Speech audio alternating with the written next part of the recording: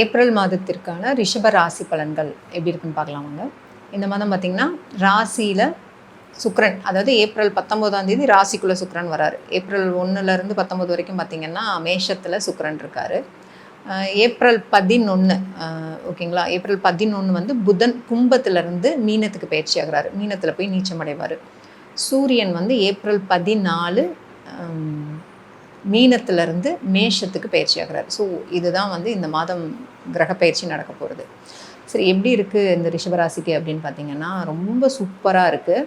ஏன்னா சுக்கிரன் வந்து 12th ஹவுஸில், அதாவது ஏப்ரல் 19 வரைக்கும் பார்த்தீங்கன்னா உங்களுக்கு சுப விரயங்கள் வந்து கொஞ்சம் ஏற்படும். ஓகேங்களா, அது சுப விரயங்களாக தான் இருக்கும். பெண்கள் விஷயத்தில் மட்டும் கொஞ்சம் கவனமாக இருக்கணும். அதாவது அவங்கக்கிட்ட தேவையில்லாத வாக்குவாதத்தில் ஈடுபடாதீங்க, சரியா? அது மட்டும் கொஞ்சம் பார்த்துக்கோங்க. ஏன்னா அப்புறம் அந்த மாதிரி பண்ணும்போது அவங்க சார்ந்து நீங்கள் ஏதாவது கஷ்டப்படுற மாதிரி ஆகிடும். அதில் மட்டும் கொஞ்சம் கவனமாக இருங்க. ஏப்ரல் 19th அப்புறம் ராசிக்குள்ளே சுக்கிரன் வராரு. ஸோ நினைக்கிற விஷயங்கள் எல்லாமே நடக்கும். வீடு வாங்கணும், வண்டி வாங்கணும், நகை வாங்குறது, ஓகேங்களா, ஏதாவது புது முயற்சிகள் பண்ணுறது ரொம்ப சூப்பராக இருக்கும். நீங்கள் நல்ல மன மகிழ்ச்சியாக இருக்கலாம். ராசிநாதன் ராசிக்குள்ளே வராரு. பொதுவாகவே வந்து சுக்கிரன் வந்து ராசிக்குள்ளே வர்றது எந்த ராசியாக இருந்தாலும் சரி, அந்த மாதம் ஃபுல்லாகவே நம்மளை நல்ல குதூகலமாக வச்சுருப்பார். ஓகேங்களா, எது சுற்றி என்ன நடந்தாலும் சரி செல்ஃபாக நீங்கள் ரொம்ப ஹாப்பியாக இருப்பீங்க. அதுக்கு நான் கேரண்டி. அந்த மாதிரி தான் இந்த மாதம் இருக்கும் உங்களுக்கு.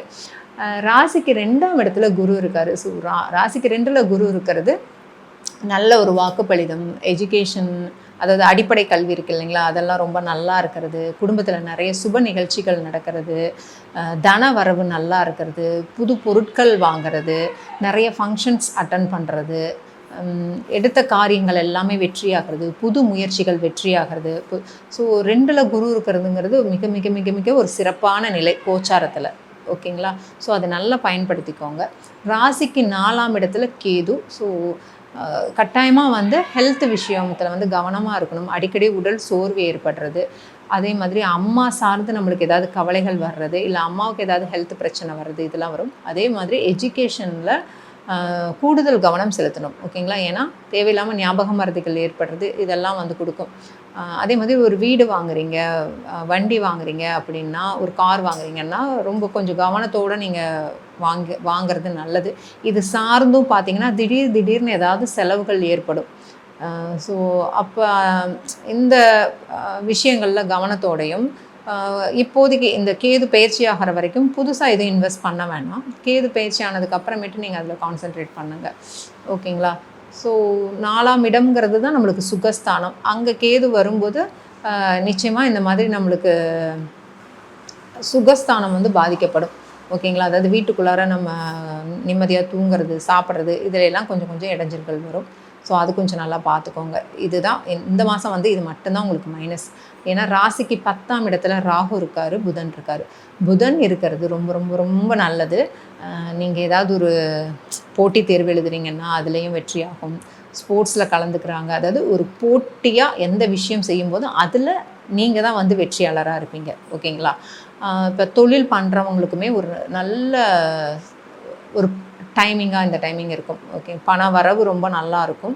எடுக்கிற முயற்சிகள் எல்லாமே சிறப்பாக இருக்கும். 10ல் ராகு இருக்கிறதுமே பார்த்திங்கன்னா தொழிலில் இந்த மாற்றம் பண்ணலாமா, அந்த மாற்றம் பண்ணலாமா, இதை இன்னும் கொஞ்சம் விரிவுபடுத்தணும், அந்த தொழில் சார்ந்து அந்த தாட்ஸ் வந்து உங்களுக்கு போய்கிட்டே இருக்கும், நல்லாவும் இருக்கும். ஆனால் பண விஷயத்தில் மட்டும் கொஞ்சம் கவனமாக இருங்க. பணத்தை இன்வெஸ்ட் பண்ணுறது, மற்றவங்களுக்காக கொடுக்கறது, இதில் எல்லாம் மட்டும். ஏன்னா 10ல் ராகு இருக்கும்போது தொழில் சார்ந்து பண விஷயம், மற்றது பிரச்சனை இல்லை. ஒரு தொழில் சார்ந்து நீங்கள் பணத்தை உள்ளே போடுறீங்க அப்படின்னா அதில் மட்டும் கொஞ்சம் கூடுதல் கவனம் செலுத்திக்கோங்க. எங்கேயாவது இருந்து வெளியே வர வேண்டியதெல்லாம் நிற்குதுன்னா கேர்லெஸ்ஸாக இருக்க வேண்டாம், அதை கரெக்டாக ஃபாலோ பண்ணிக்கோங்க, சரியா? இப்போ காதல் விஷயம் வந்து ரொம்ப நல்லா இருக்குது. 10ஆம் இடத்துல புதன் இருக்கும்போது காதல் வந்து அனுகூலமாக இருக்கும், எதுவும் பெருசாக பிரச்சனைகள் வராது. ராசிக்கு 11ஆம் இடத்துல சூரியன் இருக்கார், சனி இருக்கார், செவ்வாய் இருக்கார். ஓகே, இப்போ பொதுவாகவே வந்து 11ஆம் இடத்துல எந்த கிரகங்கள் இருந்தாலுமே அது வந்து நன்மை தான் செய்யும். அதாவது 11ஆம் இடம் அப்படிங்கிறது நம்மளோட அம்மா மாதிரி. ஓகேங்களா, நம்ம அம்மா எப்படி நம்மளுக்கு பிடிச்சது எல்லாம் செஞ்சு கொடுப்பாங்க இல்லையா, பார்த்து பார்த்து பார்த்து நம்ம என்ன தான் அவங்கள திட்டினாலும் கோச்சிக்கிட்டாலும், ஆனால் அம்மா வந்து எல்லாமே நம்மளுக்கு செஞ்சுட்டே இருப்பாங்க. கிட்டத்தட்ட அந்த மாதிரி தான் இந்த 11ஆம் இடத்துல இருக்கிற கிரகங்கள் வந்துட்டு 99% நன்மைகளை மட்டும்தான் செய்யும். ஓகே, அதனால் அதுவும் இங்கே சூரியன் வரும்போது என்ன ஆகும்னா, நீங்கள் கவர்மெண்ட் சம்மந்தப்பட்ட எந்த விஷயத்தில் வந்து முயற்சி பண்ணிங்கனாலுமே அது சக்ஸஸ் ஆகும். புதிய பதவி, அதாவது ஜாப்பில் இருக்காங்க அப்படிங்கிறவங்களுக்கு பார்த்திங்கன்னா பதவி உயர்வு கிடைக்கிறது, அதன் மூலமாக ஒரு நல்ல அங்கீகாரம் கிடைக்கிறது, நல்ல ஒரு பாராட்டு புகழ் ரொம்ப சிறப்பாக இருக்கும். ஓகேங்களா, உடல்நிலையுமே வந்து 11 சூரியன் இருக்கும்பொழுது உடல் ஆரோக்கியமுமே முன்னேற்றமாகும். செவ்வாய் இருக்கிறது பார்த்திங்கன்னா காரிய வெற்றி, எந்த விஷயத்தை நீங்கள் டச் பண்ணாலுமே அதில் வந்து சக்ஸஸ் ஆகும். அதே மாதிரி பூமி, வீடு, இது மாதிரி இடம்லாம், இந்த மாதிரி விஷயங்கள் வந்து ரொம்ப சிறப்பாக இருக்கும். நீங்கள் ஒரு வீடு வாங்கணும்னு ரொம்ப நாளாக நினச்சிட்ருக்கீங்கன்னா இந்த டைம் வந்து அப்ளை பண்ணி பாருங்கள். இடம் வாங்குறதுக்குமே ரொம்ப நல்லாயிருக்கும். இல்லை எங்களோட இடம் ஒன்று விற்கணும் அப்படிங்கிற பட்சத்தில் இந்த டைம் கொஞ்சம் நீங்கள் எக்ஸ்ட்ராவாக கேர் எடுக்கும்போது நல்ல ஒரு லாபத்தை கொடுக்கக்கூடிய டைமாக இருக்கும். இந்த 11ஆம் இடத்துல செவ்வாய் இருந்து இந்த இடம் சம்மந்தப்பட்ட எந்த விஷயம் செஞ்சாலுமே அது நம்மளுக்கு ரொம்ப சிறப்பாக இருக்கும். ஸோ சனி இருக்கிறது சொல்லவே வேணாம். ரிஷபராசிக்கு முதல் நிலை யோகாதிபதினா அது சனி தான். ஸோ அவர் 11th ஹவுஸில் இருக்கும்போது உங்களோட வேலையில் நல்ல முன்னேற்றத்தை கொடுப்பாரு. எடுக்கிற காரியம் எல்லாமே வெற்றியாகும். ஓகேங்களா, அதே மாதிரி வீட்டில் நல்ல சுப நிகழ்ச்சிகள் நடக்கிறது, திருமணம் தொடர்பான விஷயங்கள் முயற்சி பண்ணிங்கன்னா அதுவும் கிடைக்கிறது, குழந்தை வழிகள் மூலமாக லாபம் கிடைக்கிறது, அதே மாதிரி மனைவி வழியில் இருந்துட்டு நல்ல ஒரு நிம்மதி கிடைக்கிறது, லாபம் கிடைக்கிறது. இது எல்லாமே மொத்தத்தில் 11ஆம் இடத்துல இந்த சனி இருக்கிறது பார்த்திங்கன்னா தொட்டதெல்லாம் வெற்றியாகும். அந்த மாதிரியான ஒரு அமைப்பில் தான் இருக்குது. ரொம்ப ரொம்ப சிறப்பாக இருக்குது ரிஷபராசிக்கு இந்த மாதம். சரிங்களா, ஸோ இந்த ரிஷப ராசியில் இருக்கிறவங்க என்ன பண்ணலாம் அப்படின்னா, இதில் ஃபஸ்ட்டு வந்து கார்த்திகை நட்சத்திரத்தில் பிறந்தவங்க கட்டாயமாக அத்திமரம் அத்திமரம் ஸ்தல விருட்சமாக இருக்கிற கோவிலுக்கு போயிட்டு வாங்க. சும்மா மட்டும், அதாவது சும்மா போனோம் வந்தோன்னு அந்த மாதிரி இல்லாமல் அந்த மரத்தடியில் குறைஞ்சது ஒரு 10 நிமிஷம் இல்லை ஒரு 20 நிமிஷமாவது உட்காரணும். பொதுவாக வந்து ஒரு நாளிகை உட்கார்றது ரொம்ப நல்லது. ஓகேங்களா, ஸோ ஒரு 20 நிமிஷமாவது நீங்கள் அந்த மரத்தடியில் உட்கார்ந்துருந்துட்டு வாங்க, ரொம்ப நல்லது. அதே மாதிரி நீங்கள் வந்து இந்த யாகங்கள் எங்கே நடந்தாலும் அதற்கு தேவையான யாக பொருட்கள் வாங்கி கொடுக்கறது, அந்த யாகத்தில் கலந்துக்கிறது, அக்னி வழிபாடு பண்ணுறது ரொம்ப நல்லது. அடுத்து ரோகிணி நட்சத்திரத்தில் பிறந்தவங்களுக்கு ஒரு ரொம்ப ரொம்ப சிறப்பான ஒரு கோவில் இங்கே காஞ்சிபுரத்தில் இருக்குது, பாண்டவ தூத பெருமாள் கோவில்னு. அது மாதம் ஒரு முறை இது ரோகிணி நட்சத்திரம் வருது இல்லைங்களா, அந்த நாளில் நீங்கள் அந்த கோவிலுக்கு போயிட்டு எந்த விஷயம் நீங்கள் வேண்டினீங்கனாலுமே அது வந்து உங்களுக்கு சீக்கிரமாக கைகூடும். ஓகேங்களா, அங்கே போயிட்டு அடிப்பிரதட்சணம் பண்ணுறது ரொம்ப நல்லது. ஸோ கட்டாயம் எப்போல்லாம் உங்களால் முடியுதோ அப்போ போயிட்டு வாங்க.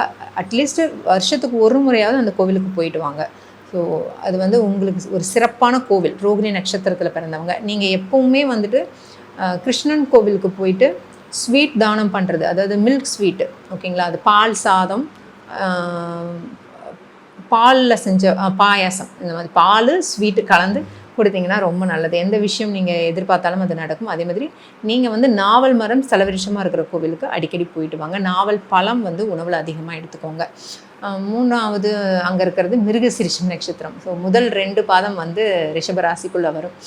நீங்கள் என்ன முக்கியமாக பண்ணலாம் அப்படின்னு பார்த்தீங்கன்னா, ஒசூரில் இருக்கிற சந்திரசூடேஸ்வரர் கோயிலுக்கு போயிட்டு வாங்க. ஸோ இப்போ சப்போஸ் வந்து இந்த மிருகசீரிஷத்தில் இருக்கிறவங்களுக்கு திருமண தடை ஏற்படுது இல்லைங்களா, இல்லை இனிமேல் தான் நாங்கள் வந்து வரன் பார்க்க போகிறோம் அப்படின்னா, அதுக்கு முன்னாடி வந்து இந்த கோவிலுக்கு ஒரு முறையேனும் நீங்கள் போயிட்டு வந்தீங்கன்னா ரொம்ப சிறப்பாக இருக்கும். எந்த விஷயமாகட்டும், உங்களுக்கு வேலை சம்மந்தப்பட்ட விஷயத்தில் பிரச்சனையாக இருந்தாலும் சரி, திருமணத்தில் தடை இருந்தாலும் சரி.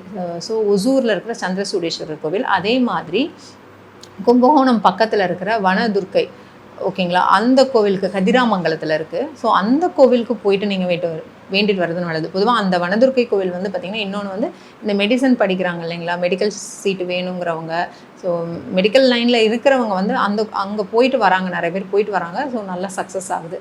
ஸோ இந்த மாதிரி இந்த நட்சத்திரத்தில் பிறந்தவங்க இந்தந்த நான் சொன்ன மாதிரியான கோவில்களுக்கு போயிட்டு வழிபாடு பண்ணிட்டு வாங்க, ரொம்ப சிறப்பாக இருக்குது.